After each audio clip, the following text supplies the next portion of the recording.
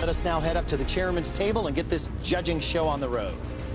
Chef Trabocchi, please tell us what your approach was to today's secret ingredient. My approach was to try to have the basil stand out and not overwork it with too many things around it. So what you have here is a wild striped bass, and what I did, I made a roll of lemon basil, and I roll it over the raw striped bass. There is some ginger for just a hint of spice. I think this is a wonderful start. It's very subtle. I don't really pick up too much on the lemon basil, but it's delicate, and I was a little bit worried about the basil overpowering the bass, but I think it's a really well-balanced dish, and the ginger does kind of cleanse the palate. Well done. Thank you. I was actually a little concerned that the ginger would overpower the basil, but it doesn't. It's very balanced. The oiliness, I think, helps balance out the heat of the ginger as well as the basil, so it's very nice. I think it's delicious, but maybe I'm just kind of more sensitive than you guys. You're much more sensitive than we are. I find the basil almost too strong. Really? I didn't get that so much. Thank you, Chef. Next course, please. Thank you. Chef. Now we combine the sweetness of Scottish langoustine with the slightly saltiness of caviar, and the cucumber is the next refreshment agent into this dish. And the langoustine themselves, they're being cooked with the African basil. It's a very subtle dish. You know, I didn't think I would get the basil, but then after you kind of chew a little while, it hits you. The caviar, to me, wasn't really that necessary. I could have done without it. I agree. It almost needs a little bit of acidity just to kind of brighten it up, and I thought the cucumber would do that. Have you ever had an acidic cucumber? No, but the freshness and the brightness of the cucumber would sort of balance it out. I just wonder whether you're having the same problem that Andrew seems to be having, that the food is too delicate for his palate. The basil is not delicate in this particular dish. Thank you, Chef. Next course, please. Thank you. Chef. For the next dish, we took the approach of Italian carpaccio, and we used Japanese wagyu beef. So we pound the meat and we roll it over basil and buffalo mozzarella. Inside there is a slice of Parmesan cheese and there is a poached quail eggs. For another added texture, there is a tartare of wagyu beef with julienne of summer truffle. I really loved this one. You did? I did. I loved the creaminess, and I loved. Actually, you can really taste the basil in the Parmesan cream, which I think is very nice. Is it the raw onion in it that's just a little strong? There is a little bit of shallots inside. Shallot, yeah. Which kind of for me, on my palate, overpowers the basil even. I found it overpowering in the wagyu, not the basil. But as a matter of fact, this part of the dish over here was so complex that it would have taken me some time to have kind of fully appreciated it by just chewing on it. And I didn't feel that anything overwhelmed anything. Thank you, Chef. Thank you. Next course, please. Thank you. For your next course, we choose eggplant that I just sauteed in olive oil and white wine. I pair that with sweetbreads, which I like the tenderness of, and I kind of burst the flavor of the basil, making a traditional pesto genovese. So you also have a little bit of a crispness with fried basil of two kinds on top of the sweetbread itself. I've been waiting for that kind of burst of basil flavor, and all your other dishes have been kind of restrained. But I feel like this one, finally, because I know Jeffrey likes boxing metaphors, this one was kind of the uppercut. I feel like you've been jabbing a little bit, and this one kind of you went for it. And I think for that reason, it's probably the most successful in terms of incorporating the ingredient. I think you were waiting for a piece of meat. No, I was waiting for some basil flavor. That's what I was waiting for. It's a wonderful dish. There are different basil tastes all over, and especially the crunchy, foamy one, you know, with egg white, which you fried. That's an entirely different texture from anything else in the dish. So I think it's wonderful. Thank you. Thank you, Chef. Thank you. Next course, please. Chef. For your final dish, I want to use Thai basil and also use cherries. There is a little bit of Sicilian pistachio paste in the ice cream, and the milk is infused with basil. You also have, for additional flavor and for more burst, Thai basil leaves that are sugared just slightly at the end. The pistachio cream and the milk and basil together, I think that works really nicely together. The sugar softens the Thai basil, I think. It's a wonderful balance. Well, I agree. It might have been better if the basil on top had been a little more crunchy, you know, the way it was in the other dish. So there'd be more different textures. The sugar gives it that crunch, though. They give a little crunch, small crunches. Wait, Jeffrey, did you like the sugared, the candied basil?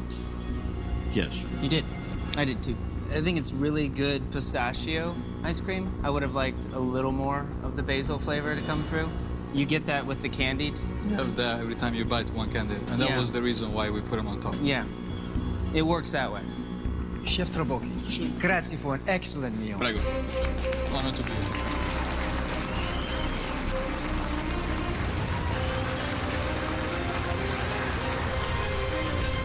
Iron Chef Simon, please tell us what your inspiration was for today's secret ingredient. My inspiration today, you guys, was to use different basils in each course and focusing on that basil and make it complement the dish without crushing it. In our first course, we made you a little Thai basil mojito to get started, and we have a crab and Thai basil salad with watermelon and a Thai basil gelée.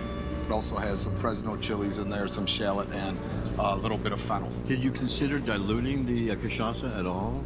No, we wanted to Well, really... it's like 100% alcohol. It is. It's. And I love that, but not in the television station. You know what? I made the mistake of just tasting the gelée on its own. The watermelon definitely balances it out, because otherwise the gelée itself is very bitter Right. and overpowering. I completely agree with you that you taste the gelée and it does have that bitterness, but then you get the bites of watermelon and kind of cut it. I mean, I almost don't even need the crab in this dish. I just like it. Oh, that would be a great first dish. course. So little pieces of watermelon and a big bitter. And do you even know this is crab, Thai though? Did you basil. try the crab? Do you even get that Yes, it's I crab? did. And you can taste the sweetness on the crab?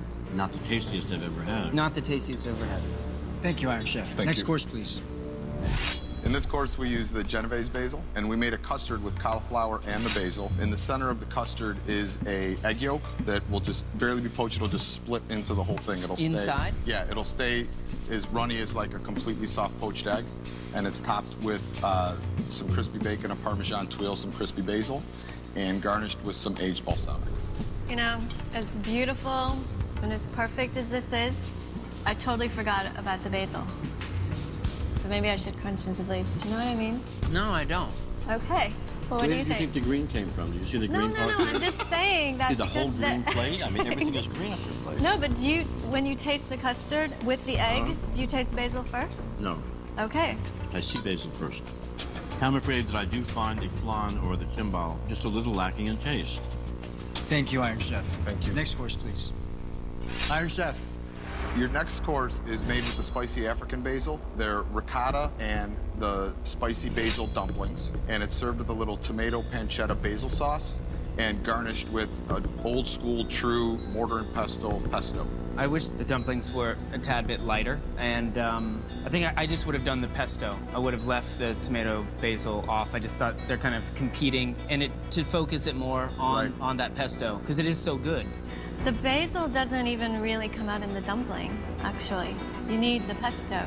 The mortar and pestle pesto really works because instead of putting it in a processor, you're not completely blending it. You really get the flavor of the basil in the pesto itself. But I think that, unfortunately, the dumpling just sort of brings it down. Iron Chef. Guys, for your final savory dish this evening, we did a rump roast of Kobe beef. First, we smoked the beef with a little bit of cinnamon basil and chips. Then we finished it in the braise, and it's over some polenta, some crispy bone marrow, and a carrot cinnamon basil salad. Is the marrow, is that Wagyu marrow or is it No, regular it's marrow? just a regular marrow. Yeah, we pushed it out of the bone in rice flour and then crisped it up. Put a little bit of chopped basil in the flour.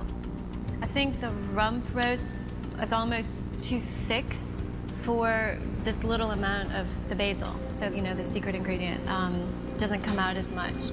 I think this is an amazing piece of meat, both in itself before you even got there. I've never tasted Wagyu that was smoked, so that would be interesting. It's hard to eat that much, which is an admission I wouldn't want to make. Iron Chef. For your final course of the evening, guys, we have a little basil trilogy. First, we made a basil lemon curd.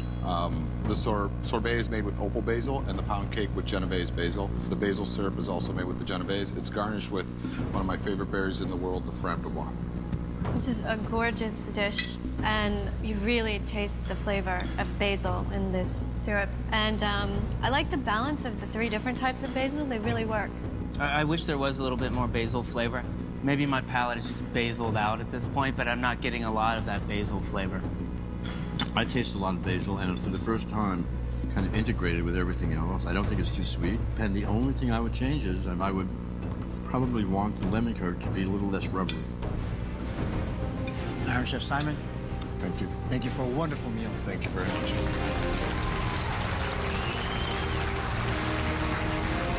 Next up on the menu, just a little bitty slice of verdict when Iron Chef America returns.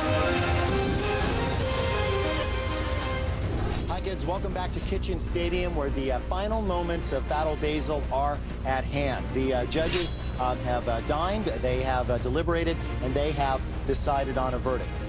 Let us now go up to the chairman and find out whose cuisine reigns supreme. Today, two champions met. Battle Basil here in Kitchen Stadium.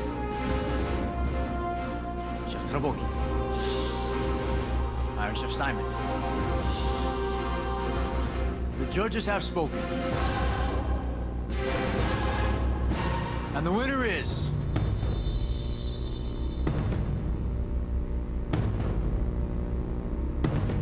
Iron Chef Simon. Well, it appears the amore was just about evenly spread between the two chefs, with the Iron Chef pleasing the judges' palates by just a couple of points. Well, that's life in the big kitchen. Someone has got to win, and that always means that someone has to lose. Now, in the beginning of this whole thing, I was talking about cooks as artists, and I just want to close with something from a French philosopher whose name I cannot pronounce. When we no longer have good cooking in the world, we will have no literature, no high and sharp intelligence, nor friendly gatherings, nor social harmony. So as you can see, we're pretty much keeping society together here in Kitchen Stadium. I'm Alton Brown on behalf of the chairman, Kevin Brosh, and everybody holding it all together. I bid you good eating.